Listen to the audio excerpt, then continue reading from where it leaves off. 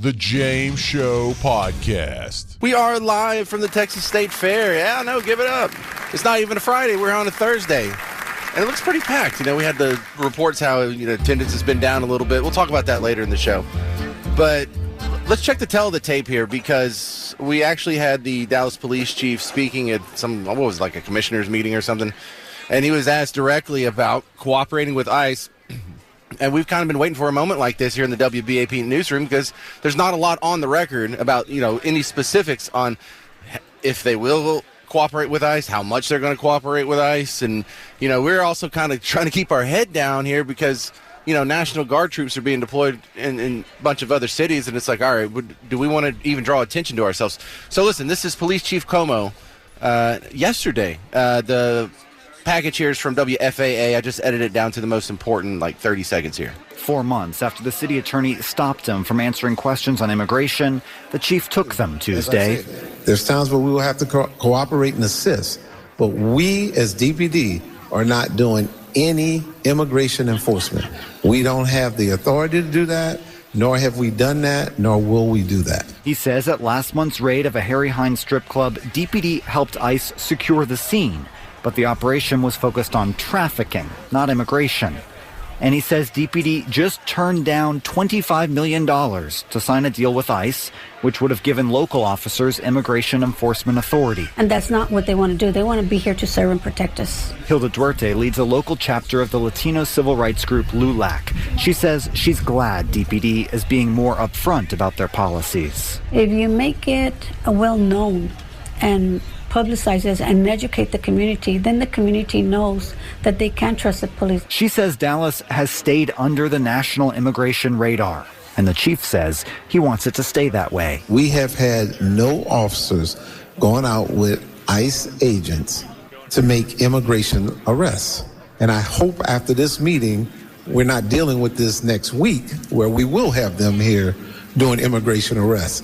In Dallas, I'm Cole Sullivan. So, did you catch the doublespeak there? Police chief saying we've had no officers go out with ICE to make arrests. But he did say, in the Chicas Bonitas raid, ICE was making the arrest. They were just securing the scene. So they went out there so ICE could make arrests. And although they didn't actually put the handcuffs on anybody, they were just securing the scene.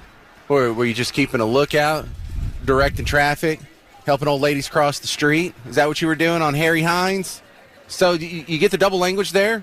So if you went into that meeting and, me and you just went through this soundbite, through the important parts of the meeting, with the question in the back of our head, is the Dallas Police Department going to cooperate with ICE or not? You got both answers there. He got to speak out of both sides, and if you are just doing your own little confirmation bias, you can hear what you want to hear. The anti-ICE people hear that he's not going to cooperate. The pro-deportation people hear that he is going to cooperate. And I think that was a deft little move there. But if you want to go back and check the tape, he said both. Will the Dallas Police work with ICE? Well, we aren't doing any immigration enforcement. Okay, but are you going out there and, securing the scene? Because that kind of counts as immigration enforcement. When you secure the scene, you don't, detain people and put handcuffs on anyone? So let me get this straight. So you are going out there, you are being a part of the raid, you are securing the scene, you are pulling guns on people and putting handcuffs on people, and when it's all said and done, they're just going to put them in an ICE vehicle, and so you get to say that we didn't help them? That's a neat trick. So I think anybody can hear what they want to hear. What did you hear out of that? 800-288-9227, 800-288-9227, because the other tricky part is, what is that part about a $25 million contract with ICE or whatever? He turned down $25 million to work with ICE on what? Why are we turning down any money? Didn't we just have to pass $2 billion in new debt last November because we're so broke? Dude, if they're giving us any money, we should take it. If they were going to give us money so cops can go pick up litter and we take it. Dude, we are broke. Taxes are high. So I got no explanation for that. I was trying to look up that, but I think this is similar to when the mayor of Keller, wasn't it, who said we're going to work with ICE on this new project. And he got a whole bunch of money for it. So there must be something new that was passed. I don't know if that's a one big beautiful bill thing or whatever. But so I guess Dallas is passing on that program. I wish we would talk more about that or have more reporting on that. Because, if they did, the general public might be in favor of it. God forbid. But yeah, I hate to tell you, I don't even know what the answer is there. I started off the show, will Dallas police work with ICE? I don't know. Because he said very succinctly, we aren't doing any immigration enforcement. But you're going on ICE raids and you're helping them secure the scene. Sounds like you're helping out ICE. 800-288-9227. You want to check the tape again? See if you... Seriously, tell me what I missed here. Because, I am digging into this, trying to get an answer to a very simple question. And you get both answers. 4 months after the city attorney stopped him from answering questions on immigration, the chief took them Tuesday. There's times where we will have to cooperate and assist. But we, as DPD, are not doing any immigration enforcement. Stop. Well, then what was that cooperating and assist part? See, right there at the very beginning. There are times where we're going to have to cooperate and assist, but we're not going to do anything to help them. What's cooperating? I feel like I'm daffy. Let me try this again. It's like you're talking to your kids. 4 months after the city attorney stopped him from answering questions on immigration, the chief took them Tuesday. There's times where we will have to cooperate and assist. Right. But we, as DPD, are not doing any immigration enforcement. We don't have the authority to do that, nor have we done that, nor will we do that. See, I love this punt right here, too. Oh, we just don't have the authority to enforce the laws. You're the cops. Yeah, you do. Like the DEA exists, but you can still arrest people for drugs, can't you? You don't say, oh, jeepers, that's some other department. That's their responsibility. We can't do that. We won't do that. We've never done that. We're not going to do that. We might assist. We might cooperate in arresting some people for drugs, but we can't do that. I think they're going to help. They just don't want half the citizens here to know that they're helping because some people think that's bad. What kind of world are we living in where helping federal law enforcement actually enforce laws as they're written on the books? They have to dance around that like they're the bad guys. It's like they're sneaking heroin in from Vietnam. It's like, no, you're just enforcing the law. Why is this such a big secret? Why do you got to lie about it? We might assist and cooperate, but we will never. On immigration, the chief took them Tuesday. There's times where we will have to cooperate and assist. But we, as DPD, are not doing any immigration enforcement. I don't get it. Do you get it?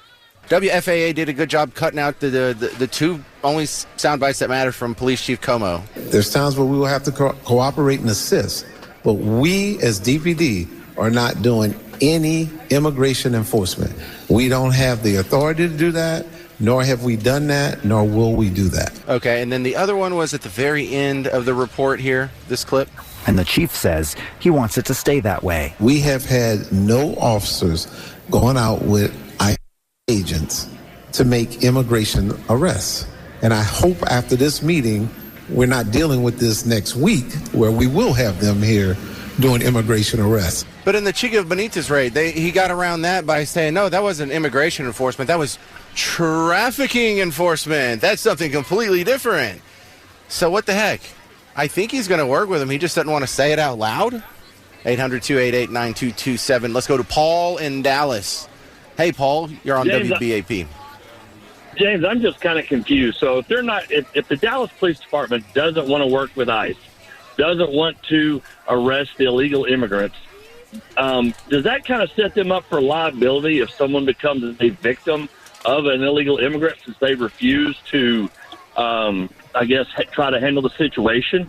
If there's a victim, it certainly does not. But I think we all agree that some accountability would be nice. Absolutely. I was in an accident 3 years ago.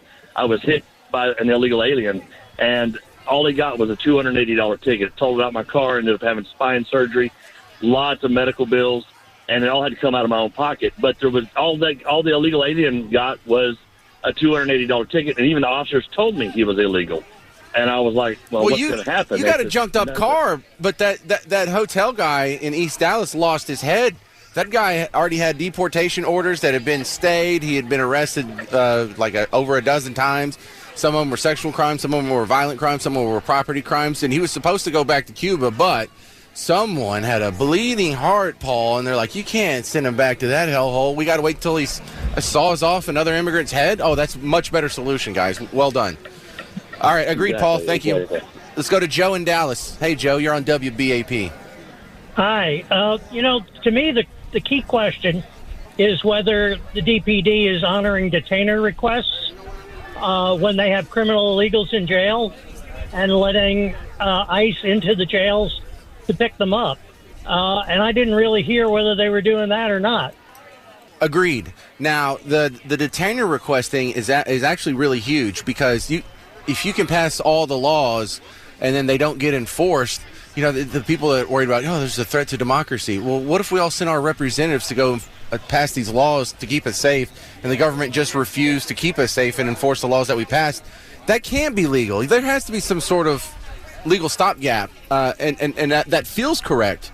But for our entire adult lives, we've had sanctuary cities just run afoul of that, and they've never been held accountable. There's been no law that they've been charged with. They don't get impeached. It seems like a real crazy end around to the rule of law. And, the real threat to democracy is that we can't even vote to stop these people.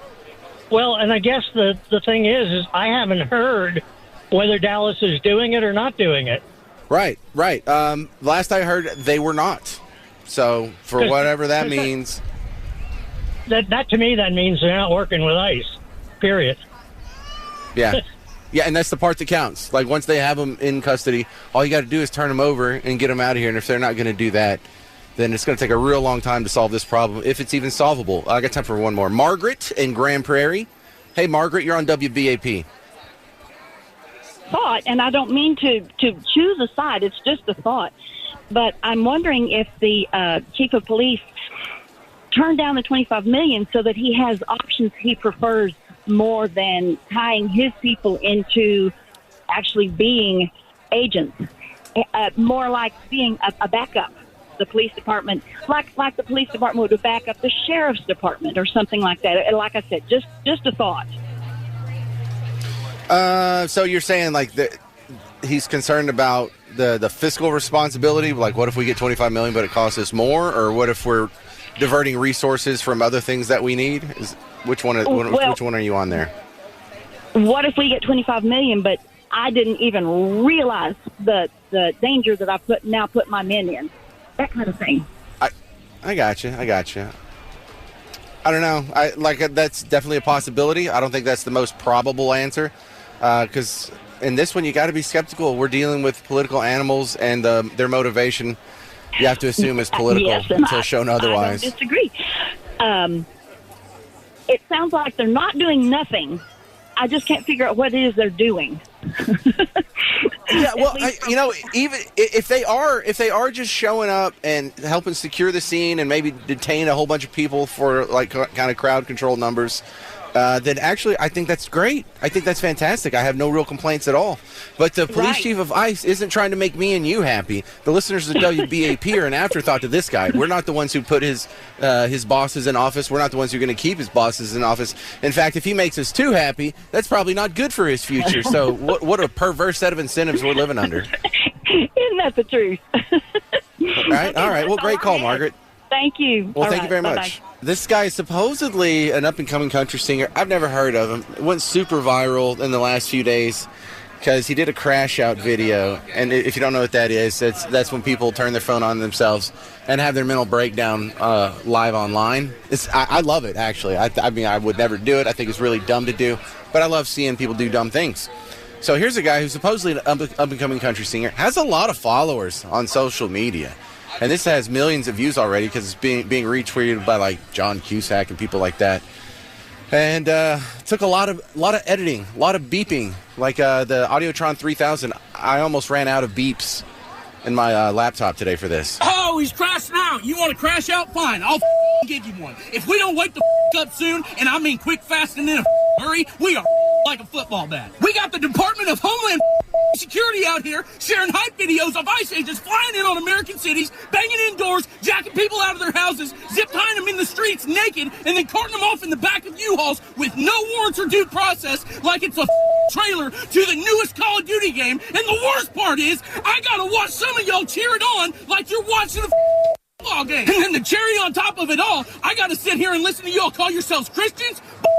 You don't get to call yourself a Christian and then advocate and laugh when families are torn apart outside of courthouses of people trying to come here the right ways. You don't get to call yourself a Christian and then think it's okay that the highest court in the land just gave a green light to ICE agents to be able to target people because they are brown or speaking Spanish. It makes me sick to my stomach that I got to be lumped in with you when people think of Christians in this country. It makes me feel physically ill to know that when people think of the loving Christ that I know that gave his life for us, they will think of you instead. You are not Christian. You use Christianity as a shield to hide behind when you need to justify the hate that you have scalded into this world. You gonna be okay, buddy? You gonna be all right? Someone needs to check in on him. Look, I'm not making fun of his weight, but he probably just drowned his sorrows in a golden corral right after he made that video. But that's not what makes him wrong. It just makes it funny to see a big Chris Farley guy getting all upset. Because if you didn't know that this was supposed to be a country star that was crashing out, it kind of looks like a bit. Like, was that a skit? Was that a setup? Was someone pulling my leg? But he's serious.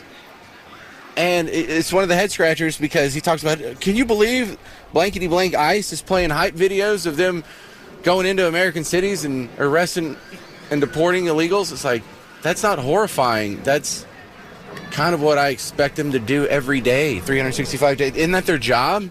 Oh, isn't that horrifying? They're doing their job description. What do you think enforcing immigration laws looks like? Do you think you say, okay, well, your time's up. Well, let's just float them a text and they'll just hop on the nearest bus and go back to their country of origin? No, you have to go get them. And sometimes you have to zip tie them. And sometimes they're not going to be fully clothed in the moment. Oh, my goodness. And all of a sudden, I love how everyone's like a due process constitutional fundamentalist. Oh, my goodness. No, it's the due process. Oh, really? It's the due process? So if they all get their court hearing and they still get deported, you're going to be okay with that? If we just get them another court hearing? I enjoy watching these people crash out too much. Something might be wrong with me. Reggie in Dallas, you're on WBAP. Hey, Reggie. That guy irks me, I tell you, James. He reminds me of somebody that thinks of Christianity like, oh, officer, I thought you said you were a Christian. You're going to put cuss on me? You're actually going to arrest me? I thought you loved me. There's a lot of confusion about Christianity in this world.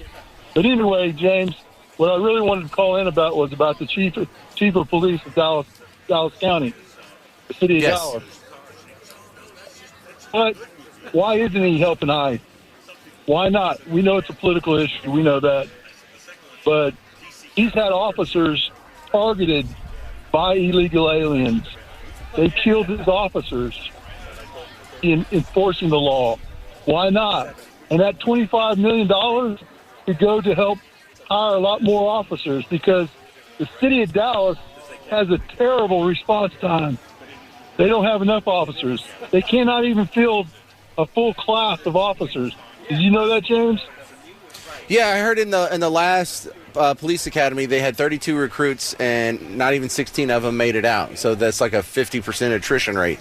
And we went to the ballot box about a year ago, and with the HERO amendments, we said the Dallas Police Department has to be at X number of officers, and we're not there, and we're not going to get there in time. And so now we were talking about this on yesterday's show. The same guys that had the HERO amendments passed are now readying up lawsuits to try and enforce it. And we'll see if these HERO laws that we passed last year have any teeth. So I'm kind of, again, cautiously optimistic that we might actually get some positive movement on that. And Reggie, my interpretation of what the Dallas police chief said is he is working with ICE. He's just going to use these semantic games so people in Team Blue can't come back and tell him he's a fascist or working with literally Hitler or, breaking all these human rights or, you're a Nazi or whatever. But I get the impression he is working with him. There were Dallas police involved in the Chicas Bonitas raid. Now, he says that wasn't for immigration enforcement. That was for trafficking. You see, Reggie, that's not working with ICE on. We weren't trying to get illegals. I mean, we happened to arrest 41 illegals, but we were just there to stop human trafficking. See, wink, wink, nudge, nudge, Reggie. Hey, all right, let's go to Cynthia in Dallas. Yeah. Thank you, Reggie. Let's go to Cynthia in Dallas here on WBAP. Hey, Cynthia. Hey. So I just looked this up yesterday or the day before because I was driving through Austin, and I wanted to know which cities were sanctuary cities, and Dallas got pulled up on the list. I did a Google search. Yeah. So Dallas has been a sanctuary city, or at least it was until the last police chief. This guy hasn't been saying it out loud, but who was that? Zach texted me on the break. He was like, one of my cop friends says that we're actually turning over illegals to ICE and they're honoring detainer requests and everything. And so I think behind the scenes, we're getting better results than we think, because the media is not really going to report on it if it doesn't help the narrative. So you kind of have to read between the lines, and I think that's what we're doing here on what the police chief said in his own words. There was a little bit of doublespeak in there, but the point remains that cops were working with ICE on the Chicas Bonitas raids and some of the other activities here in Dallas. So I don't know. I think maybe we shouldn't give this guy a hard time and just let him do his thing, and we won't gripe anymore. I think he's trying to avoid riots, But agreed. Whatever. Oh, no, totally agreed. No, you're right. Yeah. He can't go out and admit that he's having the law enforced. Yeah, because people on his side of the aisle, they like to get brick and throw it at something. So thank you very much, Cynthia. Coming up next on the James Show, the economy. It's been going pretty good. Stock market's at record levels, but we are having a slowdown in hiring in the jobs market. What's going to happen with your money? Live from the Texas State Fair, and on the breaks, I take off my headphones and I have to listen to Big Tex tell dad jokes. It sucks, dude. It's awful. He said on this last break, "What do you call a dinosaur in a cowboy hat? Tyrannosaurus Tex." And there's no laugh track or anything, so he's just bombing over here. He's just bombing every joke. No response, nothing. He's doing terrible. All right. My next guest is going to help you figure out what in the headlines will affect your money. Spencer McGowan from Net Worth Radio back on the James Show. Hey, good to see you again, Spencer. How's it going? It's a pleasure to be back, and I hope you're enjoying the State Fair besides Big Tex. Yeah, his jokes. I didn't know he just sat there and told terrible jokes for hours on end. All right, so we have stock market, all-time highs. We have GDP growth, 3.8% at the last print. But we have a slowdown in hiring, and there's some weakening in the jobs market. How confident are you that this run-up is going to continue, Spencer? There's some underpinnings here that say the Fed is going to cut enough, likely, based on the underpinnings that you're seeing. So to your point, 32,000 jobs lost in the private sector last month, according to ADP, right? So I think the Fed will cut enough that'll prop up the market, but you'll probably see some lower numbers on GDP. The 3.8% consistent with the third quarter with the Atlanta Fed, that's going to start to contract. And it's going to be, well, here comes the tricky part for the markets, because you got some overpricing in there too.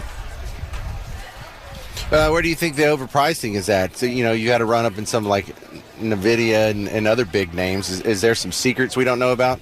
Well, there's massive spending in the AI data center build-out, right? $400 billion this year, $600 billion committed next year.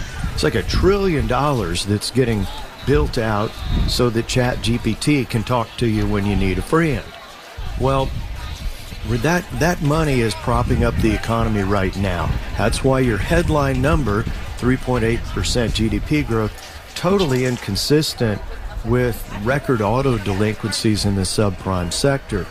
So until that money runs out, that's all going to be good. And you're going to have to pick your spots really carefully in between. And that also says, if you look at the 7-year forecast by GMO, something called deep value. The best way to say it is dividend companies at a cheap price likely to outperform longer term. And the overpriced tech, once that money runs out for all these data centers, one of the things they're figuring out, it's going to take a long time for the artificial intelligence to actually generate a profit based on what they're spending. This has a lot of same feelings. By the way, we're talking with Spencer McGowan, Net Worth Radio. From the dot-com bubble that we had a bunch of dot-coms come out of nowhere. No dot-coms existed in 1990. By the time we got to Y2K, it was the biggest thing in the world, and people were just throwing crazy money at it, and they had like 50 times multiples, and there's no way it was sustainable, and then it all comes crashing down when the bubble busts. I feel like we're doing the same thing with AI. We have this entirely new economy. We have this entirely new industry. Everyone's trying to be first because, hey, if you are, that's going to pay off good. But what was it called? Irrational exuberance, where we just threw too much money at it and it wasn't sustainable?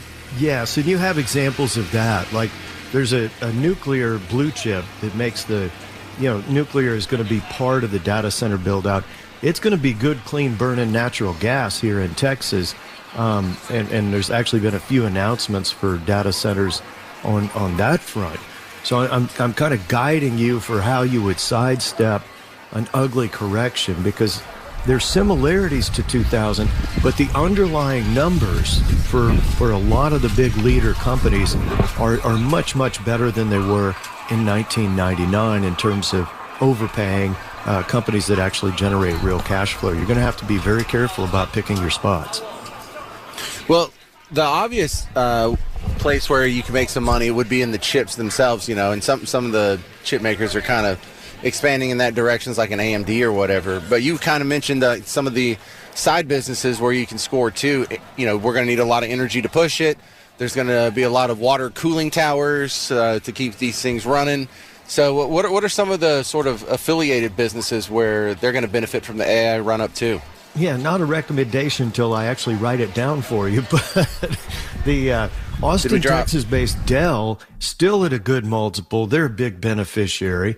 I mentioned nuclear, and the biggest nuclear reactor company is making money too. So that's related. All that natural gas is going to have to fuel that before nuclear comes on stream, and that has to flow through pipelines. And that's something that, hey, we here in Texas basically control that market, and there's a handful of companies with big dividends. I like those because you've also got liquid natural gas exportation. I think people are getting too excited about stuff that is way overpriced. All right, you can check him out on Net Worth Radio this Saturday at Spencer McGowan. He comes on at 4 o'clock. What are y'all going to be talking about in a couple days? Well, we're unraveling the AI thing, right? Because that's a lot of fun. And the bank earnings have come out. The earnings that have come out so far, 16% gain over last year. So you've still got robust profit growth, meaning the party's not over yet. That's part of the program. And we'll try to be as entertaining as you are, Alex and I, when we dive into the AI. All right, thank you very much. Spencer McGowan, Net Worth Radio. Catch him at 4 o'clock on Saturday here on WBAP. I appreciate it, sir. Thank you, sir. Coming up next on The James Show, did you see the Gaza Street executions? Hamas is, they're not under siege anymore, and so they got to go out and finally go out in the street. And what did? They started executing their own citizens. Hear about it next on The James Show. News Talk 820, 93.3 FM, WBAP. The James Show Podcast.